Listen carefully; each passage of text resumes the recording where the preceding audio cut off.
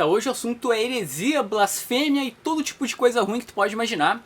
Eu vou falar sobre Anti-Watchmen, que é aquela série que o Alan Moore disse pra tu não ler. Sim, lá em 2012, a DC resolveu lançar uma série de prequels do Watchmen. Até em 2010, eles chegaram a pedir pro Alan Moore ser meio que o padrinho da série. Ele disse que não, porque 10 anos antes ele já tinha tentado se reconciliar com a DC e os caras não quiseram. Então a DC lançou de qualquer jeito. São 8 minisséries, na verdade são 9, 10 para ser mais exato. E eu tenho aqui a versão anterior da Panini, que ela publicou em 8 encadernadinhos. E agora eles vão relançar em 4 encadernados de capa dura com, acho que, tipo, o dobro de páginas. Eu acho que você já deve estar sabendo disso, mas qual é a treta do Alan Moore com a DC?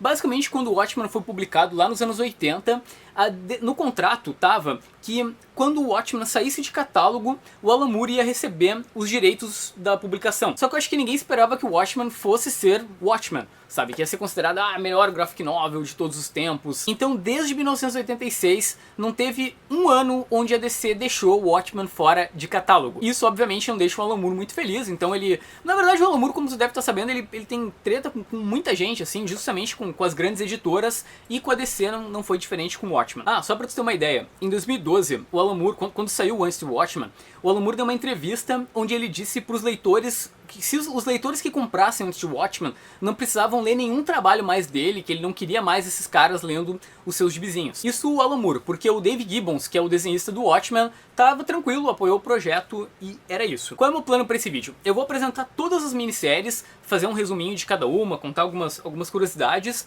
Depois eu vou apresentar uma pesquisa que eu fiz lá no grupo do Dois Quadrinhos com a galera, onde a gente elencou quais são as melhores, assim, com uma votação. Aí eu vou ler a opinião do pessoal, se vale a pena ou não ler essa minissérie, e era isso. Aí depois eu dou a minha própria opinião. Vamos começar com o seguinte, como eu comentei, a Panini ela vai republicar em encadernados em capa dura, juntando 2 minisséries por vez. A primeira delas vai ser o Comediante e o Rorschach.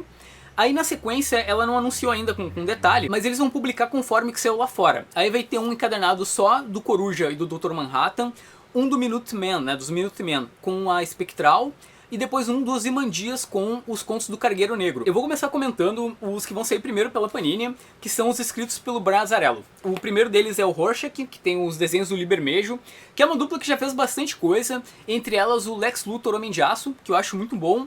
E eu gosto muito dessa minissérie porque ela é uma aventura do Rorschach. É basicamente ele lá no submundo do crime, dando porrada nos criminosos, tentando resolver um caso mega pesado. Basicamente a gente tem um serial killer que está escrevendo coisas nos corpos das mulheres. E é legal que a história tem uma pequena referência ao Taxi Driver. O personagem do Robert De Niro chega a aparecer aqui. E lógico que os desenhos são ótimos, são desenhos do Lee Bermejo. Esse cara ele é um semideus da arte. Já o Comediante, ele é desenhado pelo J.D. Jones, que é o artista lá da crise final do Grant Morrison. E eu acho que ele tem pontos bons e outros pontos mais ou menos. A ideia aqui do Azzarello é contar a história norte-americana, boa parte dela, com o Comediante lá na Guerra do Vietnã. Então tu tem muito da relação dele com os Kennedys, né, com a família Kennedy. O problema é que eu acho que falta uma profundidade no personagem, sabe? O Comediante do Watchmen, ele é um cara que por mais que ele fosse loucão, matasse sem piedade, pelo menos ele se justificava, sabe? Ele parecia que ele tinha alguma sanidade no meio de tudo que estava acontecendo, assim, pelo menos dentro da perspectiva dele. Aqui é basicamente um comediante que mata por matar e era isso. Então não foi tão legal assim de ler. Depois tem o Coruja e o Dr. Manhattan. Os dois são escritos pelo J. Michael Straczynski, que é o cara lá que conseguiu destruir o Homem-Aranha. E o Coruja é basicamente uma aventura despretensiosa do personagem, que explora, tipo, desde a infância dele, ele sendo treinado lá pelo Coruja antigo, até o ponto onde ele vai se encontrar com o Rorschach e eles vão resolver uma parada juntos. Trata um pouco da vida sexual dele, que como tu sabe, ela é bem complicada no Watchmen. Eu lembro que quando eu li eu achei legal, assim, nada, nossa, mas foi divertido de ler. Curiosidade, esse é o último trabalho do Joe Kubert, porque aqui o desenhista é o Andy Kubert e o arte finalista é o Joe Kubert, que, né, acabou falecendo depois. E o Dr. Manhattan, que ele é desenhado pelo Adam Hughes, que isso já vale a leitura. Sério, o Adam, ele é um monstro. Os desenhos do cara são maravilhosos, assim. Se tem algo que vale a pena tu conferir, são os desenhos dele. Essa é uma história que quando eu li lá, quando foi publicada, eu achei meio mais ou menos, porque não vai a lugar nenhum, sabe? É um exercício legal de leitura, ele vai e volta no tempo o tempo todo, então ele mostra a infância do Dr. Manhattan até o momento onde ele resolve desistir da humanidade, assim, lá no finalzinho do Watchmen. Só que parece que pra mim faltou, assim, uma conclusão. Parece que ele queria ser muito pretensioso e no fim não chegou em lugar nenhum. Beleza, agora eu vou comentar os do Darwin Cook, que é a Espectral e os Minutemen. Os Minutemen ele mesmo desenha, ele escreve e desenha. E essa aqui eu acho que é uma das tramas mais legais do antes do Watchmen, que são os bastidores do lançamento do Sob o Capuz. Se você não sabe, o Under the Hood é basicamente um livro do Coruja original, onde ele conta todos os podres do Watchmen, assim. Tá, na verdade ele conta os podres dos Minutemen, não do Watchmen, mas enfim.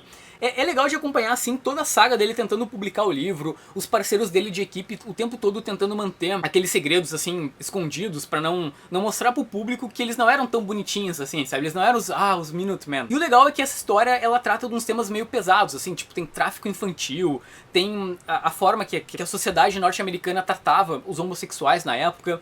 Então acho que só isso já vale a leitura, sendo que tem os desenhos do Darwin Cook, então isso já seria legal de tu dar uma lida. Tá, e aí tem a Espectral. Essa aqui foi a que mais me deu raiva enquanto eu lia. Porque, eu não sei, acho que não é um quadrinho pra mim, de verdade. Os desenhos são da Amanda Conner, que são muito bons, assim, eu acho que eles combinam com a ideia da trama, que é ver a adolescência da Espectral, ela dando, acho que, se eu não me engano, faz tempo que eu li, mas é tipo o seu primeiro beijo, os seus primeiros relacionamentos, aí depois ela vai pra cidade, conhece as drogas e a geração hippie. Sério, eu achei muito desinteressante, assim, é aquele quadrinho que eu realmente não precisava ler. Mas enfim, vai sendo encadenado com os Minutemen. E por último tem o Ozymandias, que vem junto, na verdade, com os Contos do Cargueiro Negro. E essa eu acho que é a melhor de todas. Por quê?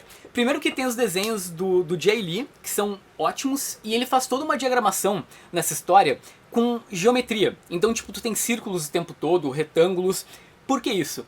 Porque como é uma história do Ozymandias, que é um cara que é um gênio, que segue a lógica, óbvio que a diagramação tinha que ser muito matemática, tinha que ser algo muito preciso. Não tinha como ter um desenhista melhor. E o que eu acho mais legal é que aqui, o Len Wein, que é o escritor, ele dá uma pequena alfinetadinha assim no Alan Moore, se a gente for ver a inspiração pro final do Watchmen.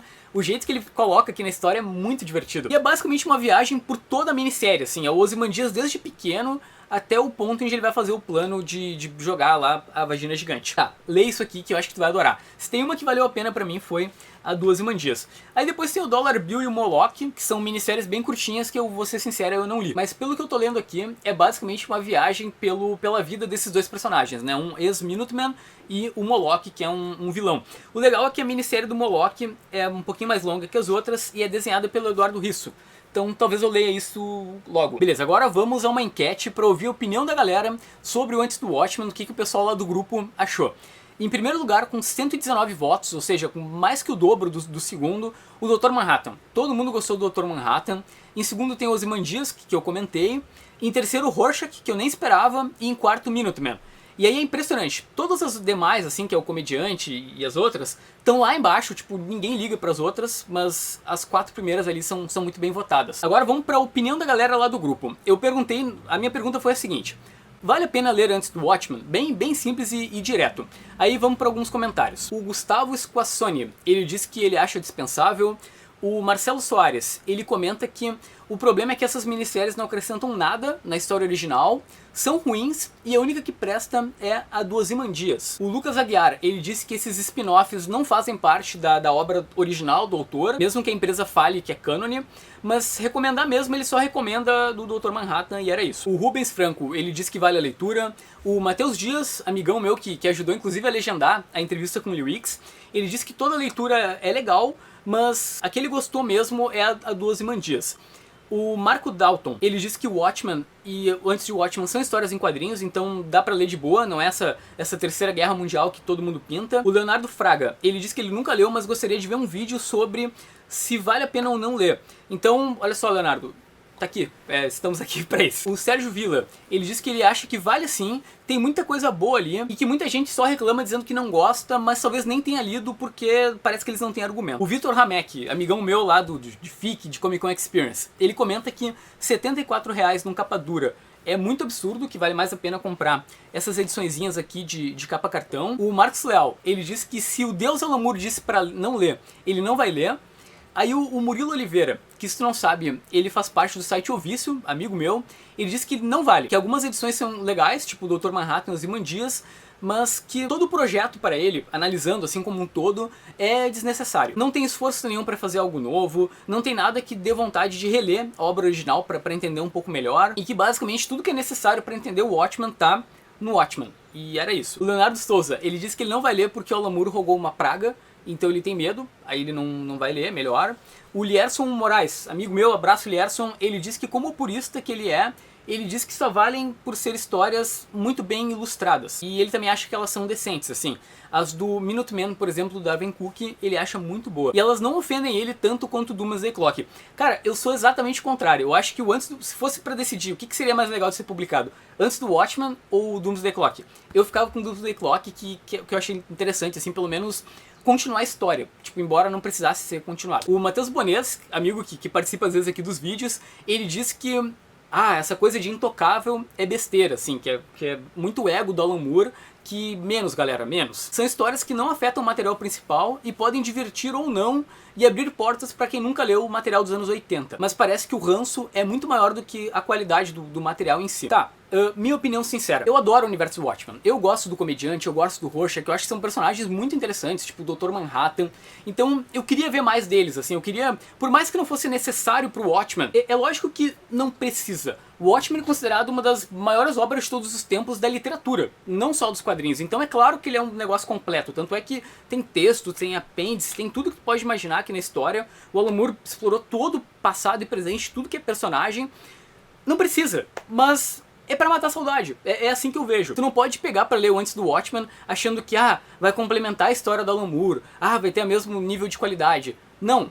É fanfic, sabe? É fanfic pra basicamente tu matar a saudade e a DC ganhar um pouco a mais com a gente, sabe? É isso, é isso. E, minha opinião, na época, o Alan Moore, ele assinou um contrato com uma empresa e prestou um trabalho pros caras. É lógico que ninguém ia sonhar que o Watchmen ia ser o Watchmen.